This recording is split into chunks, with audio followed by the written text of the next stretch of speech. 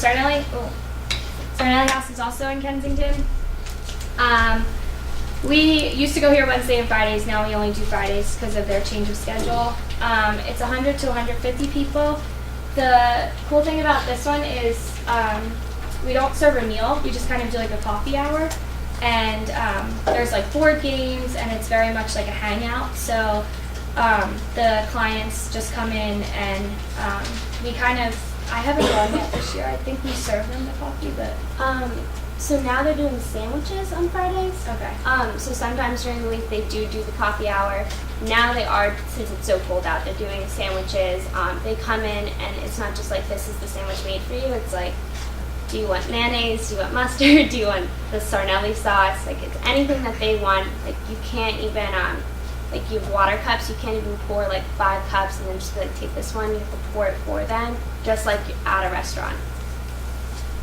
Yeah, so overall, all of our sites do focus on the human dignity component rather than just, X amount of people need a meal, so we need to make X amount of meals. It's more like, oh, you don't like bread? Here, let me make one that doesn't have this for you. So it is kind of about personalizing it.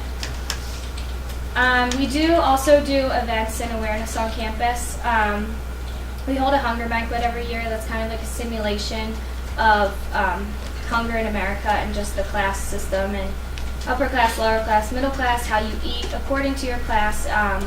The upper class is at a table with like Caesar salad and pasta, while the lower class is on the ground with rice and beans. So just kind of for people to see.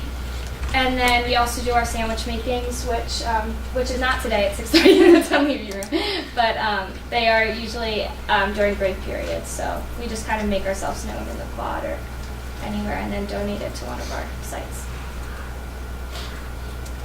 So that's all we have for like background information. I don't know if any of you have any questions about Pheed Philadelphia or hunger or our participation as coordinators. How did you guys get involved in it? Sure. So I went to the activities fair, and I had to sign up for something, and I went to Pheed, and I hated it. Like, it was awful. I was like, these people don't like me. Like, I tried to bring this, like, a lot of them have mental issues, which is why they can't get a job. So I went, and this guy was so OCD. He was like, no, I don't want my coffee that full. I want it like up to the brim. I was like, I'm doing this for you. Like, why are you doing this? And then when I was leaving, I just like completely hated my reaction to it. So then every time I went back, like, I wanted to make a difference and make them happier, and be like at the same level as them. So just the activities there. I grew up helping out at soup kitchens. It's just always been a part of my family. Sarnelli House I've gone to my whole life just to help out. I don't know, I really enjoy the relationships that I formed from it. I go to face-to-face mostly. That's like my site.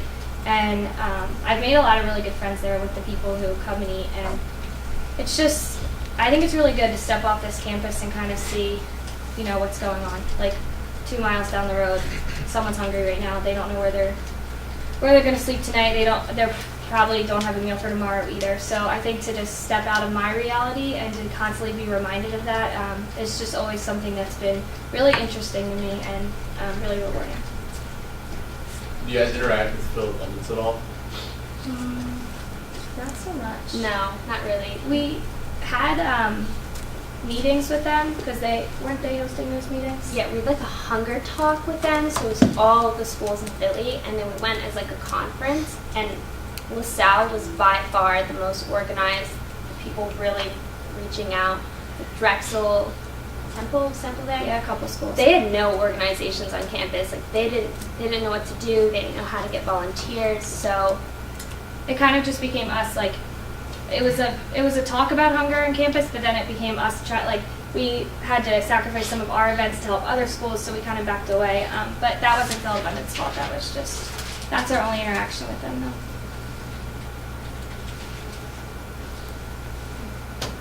How do you guys get to the sites? Does LaSalle give you vehicles, or do you all like carpool? LaSalle gives us vehicles, and we drive all the volunteers to the site, so it's never if you don't have a car, you can't get there. We all go together, which is good because on the way home and stuff, we can debrief or we can prepare them on the way there. We've had a lot of good talks about what they see or what they've done in the car rides. Do you have a favorite experience with like doing this, like something that really like hit home? Sure. I don't have a specific one, but so I have clinical now on Fridays, and I was just there last Friday, and I was like telling everyone like it's my last day of the semester, and like, people were coming up to me, they were like hugging me, they were like, I'll miss you, like all this stuff, and like every week they're like, you put a smile on my face, like I look forward to it every week, and like one of the ladies in the kitchen, she got me, so I'm going to Africa, and it's like a 15-hour plane ride. She got me like an inflatable thing. She just works in the kitchen, but like she still like took time out of her day to get me that and was thinking of me. So that really like impacted me.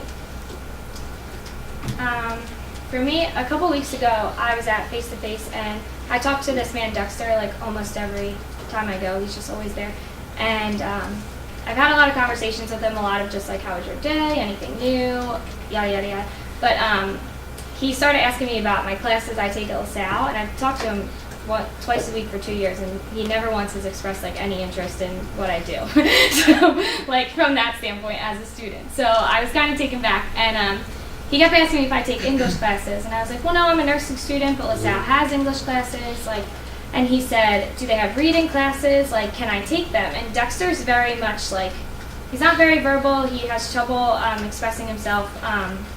And he also has a lot of like anger problems. So I was surprised that he was even expressing interest in like attending a university. And so I was like, I don't know if we have reading, but we definitely have English. And then he kind of just like outright asked me like, well, could you teach me how to read once a week? He was like, I just need like a brush up.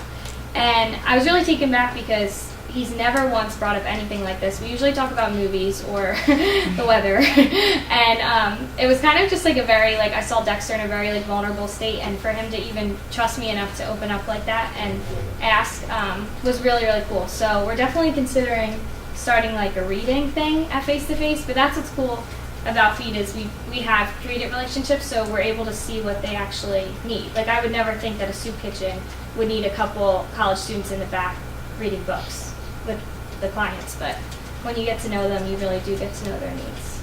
I should tell them about this. So I don't know this is okay. So we had another coordinator tell us that I'm just gonna say the name John because I don't know his name. So he came up to our other coordinator Vince, and he was like, I just want to tell you like about my story and how I got here because we're not all just like lazy. He was married, and he was like, he had a wife, and she died in a car accident. Like they just bought a home, they were like planning on having kids, everything. He had a great job, he went to college, and then his wife died. He became an alcoholic, like could not get out of depression, lost his home, lost his job, had to go to rehab. His family disowned him, and now he's homeless. Like now he needs hunger. And I just think like, as soon as Vince told me that story, I was like, wow, what if my whole life ends in like a blink of an eye? And I just always assumed like they did drugs, they did this, and you can't assume anymore. Like it could be anyone.